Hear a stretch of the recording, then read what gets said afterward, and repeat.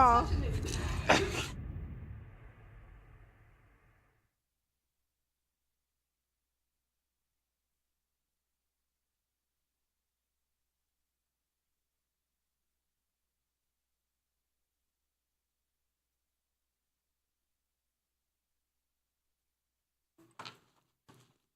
Hello, beautiful people. Happy Monday. We are back.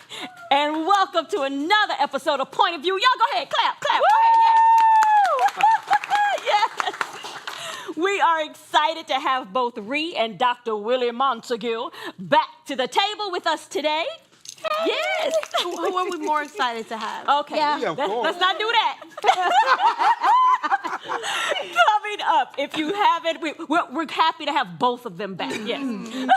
Coming up, if you haven't heard, Shannon Sharpe is caught up in a civil lawsuit in Nevada. A woman identified as Jane Doe, is she still identified as Jane Doe? Is accusing him of sexual assault and battery. And now there has been a surprising development. We've got the details. And later, don't you go anywhere. We've got Girlfriend's Guide and Unpopular Opinion coming your way. So pull up a seat and join the discussion. You're watching POV.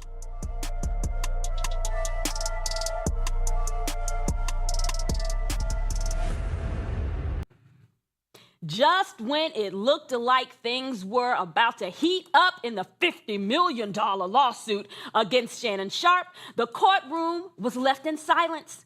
The woman accusing the former NFL star of sexual misconduct and her high-powered attorney, Tony Busby, were complete no-shows at the very first hearing. No call, no explanation, nothing, just didn't show up. Now the case is hanging in legal limbo, and folks are wondering, was this a strategic move, or is the whole case starting to unravel?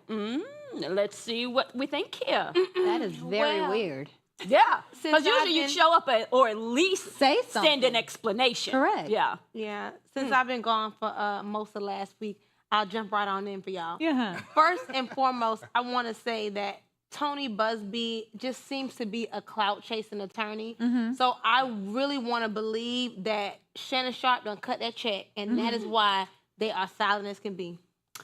Oh, I hope it didn't come down to that. I'm really hoping that it's found out that he didn't do it. He didn't do anything of assorted nature.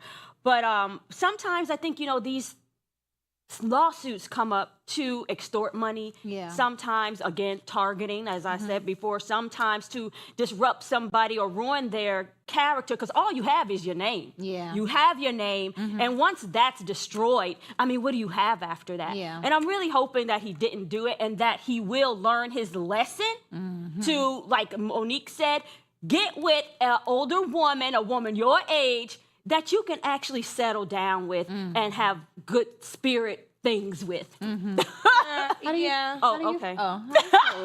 Because I'm curious. I want to know how Willie feel about it. Well, I personally feel like, well, let's start here.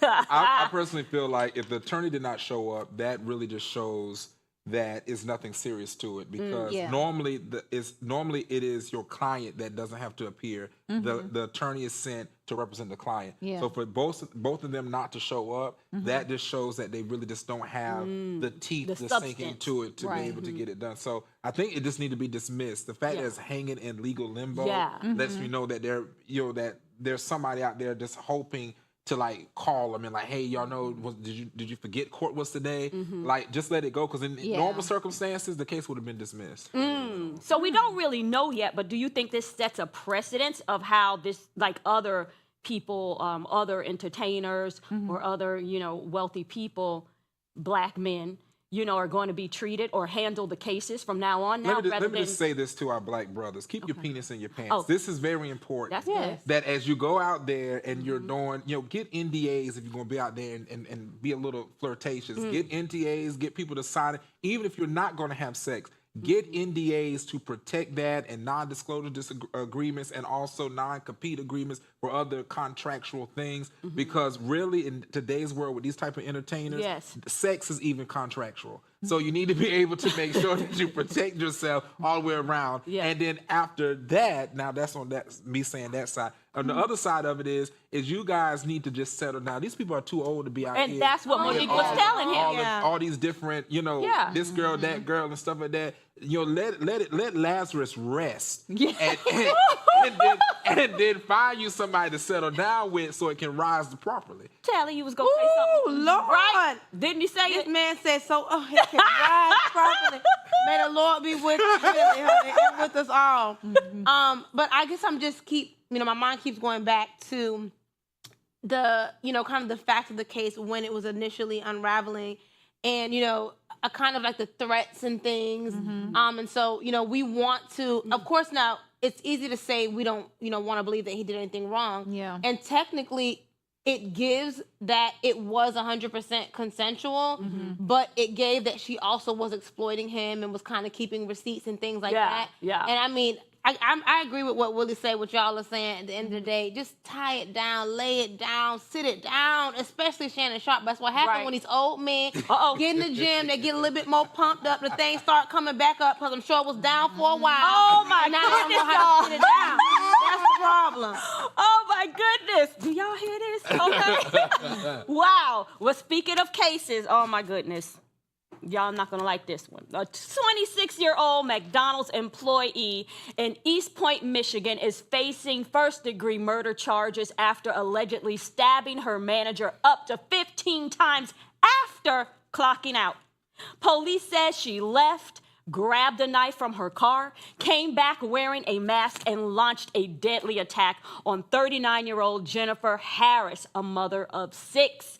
The suspect, Afina Badu Muhammad, reportedly posted videos beforehand calling her manager a bully and complaining about mistreatment at work, raising questions about premeditation. Now the feedback has been split. Some folks believe her actions were the result of deeper issues like bullying and mental stress. Others say it's no excuse for that kind of violence. What do y'all think? I feel like 50-50.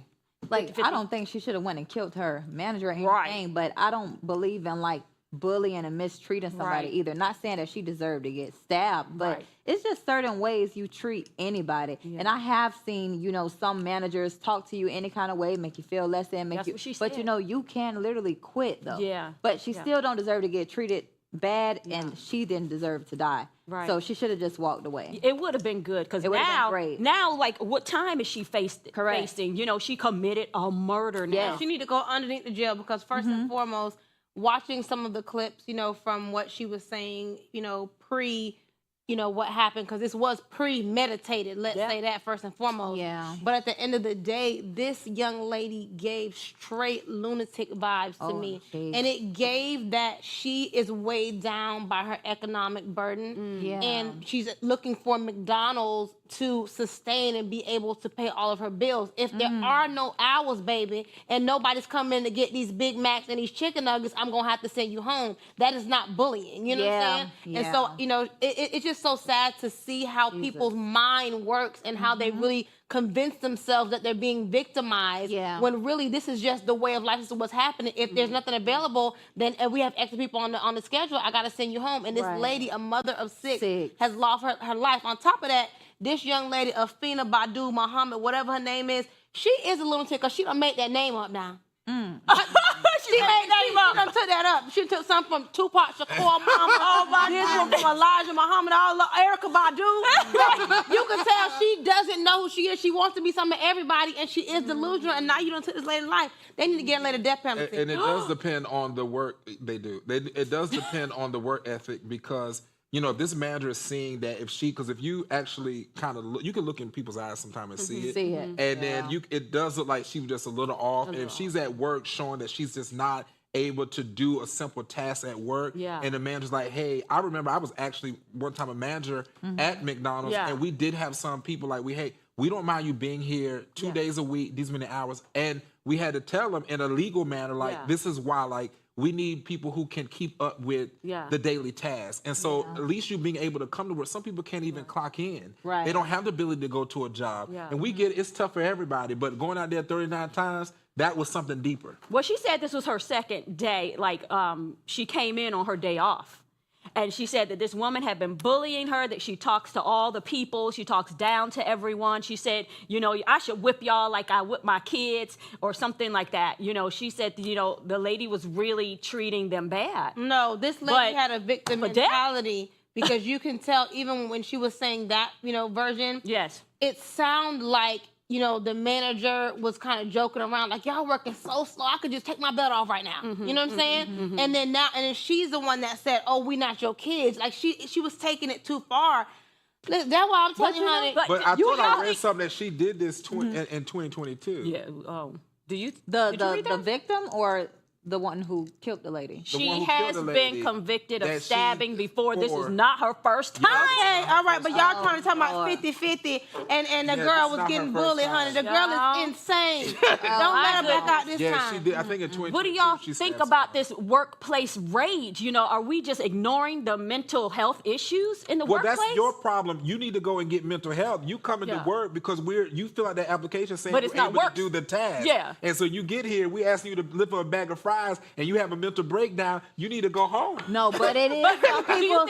No, it's some people when you go to a workplace. Because I didn't have bosses who talked to me like I was literally nothing, especially at a young age, like for no reason, just wanted to, you know, because that's who they are. Because they felt like they were the boss and they just wanted to be nasty for no reason. Yeah. So I used to have that, and it was just like, why are you being nasty for no reason? So you got some people who get into a position and they abuse their position just because they never had a position. Well, I say that you give black people a computer, some chairs. I was trying not to say it. And they I was trying not to say it. This day, get my iPad. It's crazy though, because that's why I could never work on nobody's job. This is my first job. We have to take a quick commercial break, but don't go anywhere. We have more to discuss coming up right after this, so stay tuned. You're watching POV.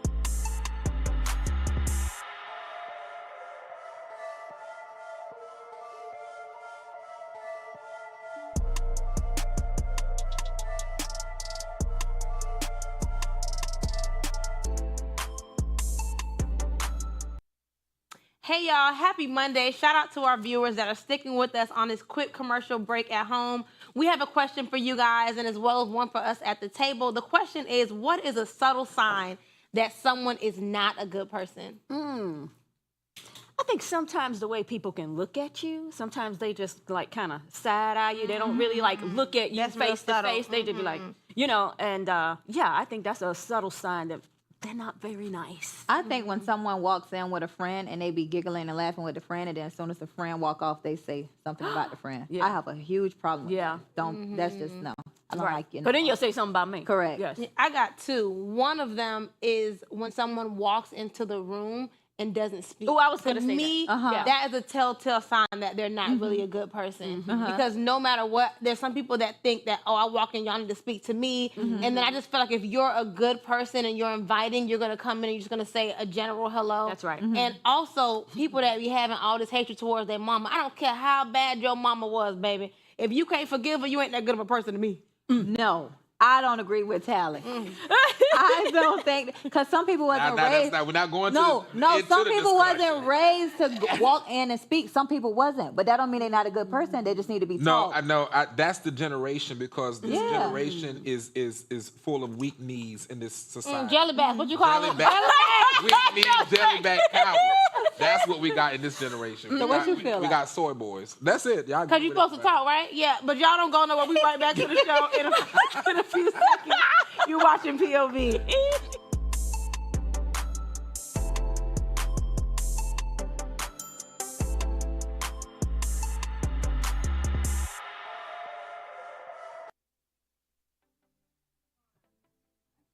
Welcome back. Now it's time to get into all things love, life, relationships, and everything in between. Let's get into Girlfriend's Guide.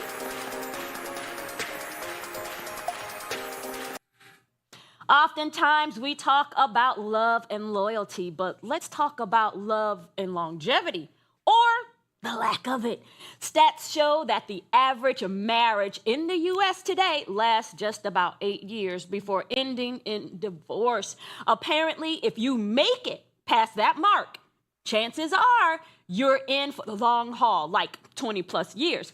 Back in the day, think 60s through the 80s, couples were sticking it out, even if they were miserable. Cultural expectations, money issues, and religious beliefs often kept people together. But now, divorce seems to be the easiest, most acceptable route to just like move on. What y'all think about it? I'm not saying no one miserable. No, I wish marriage was not. Marriage is different, though. Marriage is supposed to be different. It is, but it's not about being miserable. It's about working through situations. Some people just make it miserable because you're already a miserable person. Right. I always love to quote this. I'd rather be on the rooftop than in the house with a quarrelsome woman. Sometimes you just have women. Sometimes you just have women. What? Come on. Sometimes you just have women who are not able to get past traumas in homes or past relationships. They drag it in, you start arguments, and then that's for the women. Then on the male side, they have father issues, and then y'all two get together and like, oh, we love each other today. Oh, you like that shampoo? I like to let me rub your back. Let me put rose and petals. And then after a while, you're like, okay, all of that honeymoon stuff is gone. Now we got to pay the bills. We got to do that. And now you never discuss the actual importance of a relationship versus trying to have sex and be. I can't say don't. Stop looking at me. Don't say Willie. I was about to say. Absolutely. My good. I'll let you take over. The Lord arrested me. Glory to You know God. what I do want to say too, so at church right now, I go to Truth Movement Church in Orlando, Florida, in case any of y'all want to know. But anyway, so amazing church, amazing pastor. So right now our pastor's on a topic called real relationships. And so this Sunday, the topic was like, let's just be friends, or let's be friends first. Yeah. And I think that is the fundamental, thing that's missing in relationships today. Before, it was the foundation because most relationships were built on Christ and marriage and religious beliefs. But right now, as the Bible says, in the end days, men will be lovers of themselves and not lovers of God. So we don't have that. So now we're building relationships off of what we think and what we expect. And 9 times out of 10, we're not friends first. So when it comes to the hard times in life where I really need to like you to be able to get through and get over that hump, I don't like you, you're not my friend. And that's why people are exiting. But a lot of times people don't like themselves in this marriage, or they haven't gotten to know themselves. They don't know what they want. They don't know who they are. They don't know what to expect. A lot of times they want things that they're not even showing up for themselves for. So it's like you want someone else to show up for you, but you haven't shown up for yourself. You don't know who you are. And those expectations, you're putting them off on someone else when you're not meeting them. And that's something I think people really need to consider and think about. I think everybody should go to therapy first, separate, to figure themselves out. Like the man go, the woman go, and then they can go as a couple, and then they get married. I think therapy needs to be within the confines of spirituality for where you are.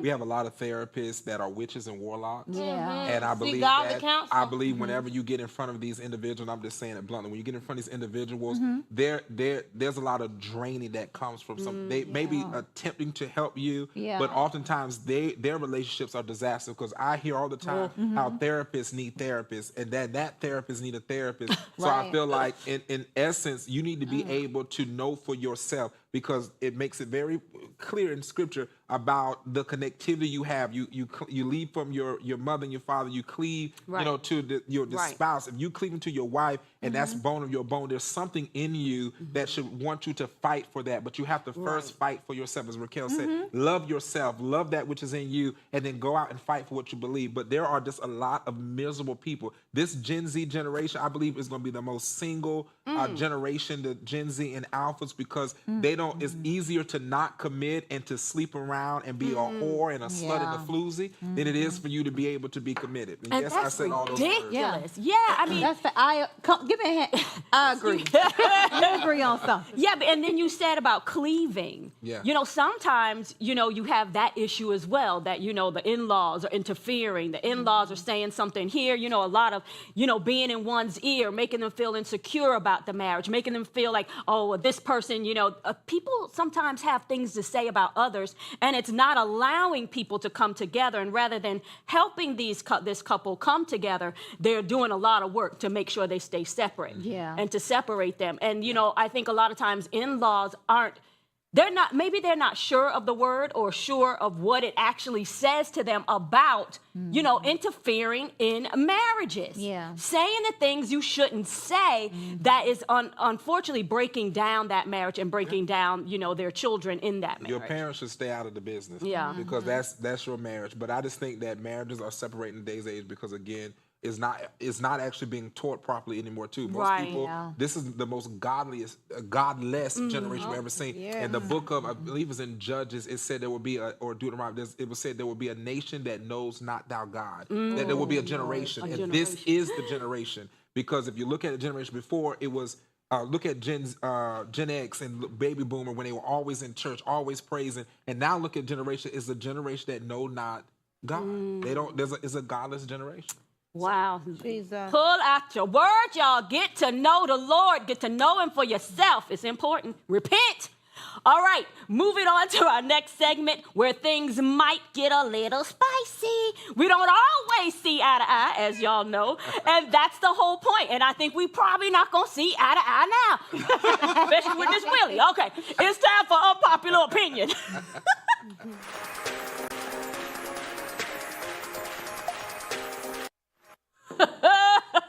Tally said, oh, Lord, there we go. All right. Reports say that the Trump administration quietly removed the Martin Luther King Jr. bust from the Oval Office. Yes, removed, tossed it out, and replaced it with a bust of Winston Churchill. The MLK statue, originally placed there by President Obama in 2009, has allegedly been moved to a private dining room. Now, sure, it might just seem like, you know, redecorating, but when you remove that particular symbol from that particular room, people are going to talk. So here's the question. Was this just about aesthetics, or does it say something deeper about values and priorities and how we want to shape the future of America and lead it along the way? Wait a minute. I'm really about to just try to jump in real quick, and I want to redirect him before you come in your direction. He might surprise us today. I don't know. The way he breathed hard when you were saying it, I don't know. I kind of felt where he was going already. But what I do want to say, Willie, don't always be taken up for chump, okay? For chump, not Trump, for chump. Keep it G, man. Okay, so I'm not taking up for Trump, but I want you guys to understand how it works with the decorations in the White House. As it was stated, where was Martin Luther King's statue prior to 2009, President Obama. 2009, correct? Yes. Every president has the ability, and if you actually read the article, it states that in Trump's first administration, it stayed in the Oval Office. Okay. It is up to every president to decorate the White House according to their liking, such as President Obama, who decided to move the bowling alley and put a basketball court in it. And so no one made that a whole big deal. Well, so, white man can't jump. They hadn't been jumping for all the 45 presidents. So they come back. Goodness. And so he's moving it not out of the White House. He just simply put it in a private. And you actually research the place he put it. It actually, to me, speaks more volumes because it's where he has the intimate conversations with heads of state and stuff. So I think that speaks more. What he put in the But it says, in a private dining. But the article said that's where the former president has his meeting. It didn't say like Donald Trump has meetings there. The former president has meetings there. He has his meetings are on the golf course. He has, well, I mean, that's for billions of dollars. That's where all the money is made. But he has that. But nonetheless, I would just simply say, not me taking up for President Trump, but the man can decorate as he desires. And I want y'all to know this, that President Trump works closely with the King family. Angela Stanton King, Dr. Avita King, Mama King. And he works closely with the King family in keeping up with Dr. King's legacy. And that is something that he protects. And if you actually go research and see, he's very big into that. All right. Well, I want to say if it is something that he protects and he's keeping up with the legacy, maybe he can do some work. Maybe you can call him and ask him after this show if he can, give Martin Luther King better streets in the neighborhoods instead of always leading them on the little pro-black street. Now, you know what I'm getting ready to say about that, Tally? That is on your state legislators and your local government, because they're the ones that put those streets, and they decide to put them in Negro areas that are poor. And so if you want something different, then you need to go down there and talk to your legislators and tell them to stop putting them in poor, ran-down areas and give black people a sustainable opportunity like they give the white folks across any other posh area. That has nothing to do with President Trump or the current And you know what? Well, I agree with you for the first time. It's the second. You did it again. Yeah. So I was going to come in petty as soon as I seen Trump. Come in petty. I already had it blocked out. I didn't want to hear nothing. But I just sat and actually listened to what he was saying. So, yes, he can. I think he should be able to decorate it how he wants. It's not like he moved it out. But do you think that the Winston Churchill, like choosing that bus to put in there, do you think that symbolizes something? No, he just want to decorate. Y'all go and research. Half of the people that sitting here don't even know who Winston Churchill is. Go out there and read and research Winston Churchill so you know the reason, the significance behind that. And y'all niggas love. Okay, let me say some things I did research. From what I know, Churchill supported scammer. Churchill. What it says, Churchill supported colonialism. He supported white supremacy. I back no said scammer, that like I said. He opposed many Indian independence. He was a cause of like 3 million deaths that contributed from the Bengal famine. So those are different things about Churchill. About what that's a wrap for today's show. A wrap. And before we wrap, I'd like to leave you with a quote. Our lives begin to end the day we become silent about things that matter. That's Dr. Martin Luther King. Thanks for hanging out with us. We'll catch you next time right here on Point of View, only on AfroTV, darlings. See you next time.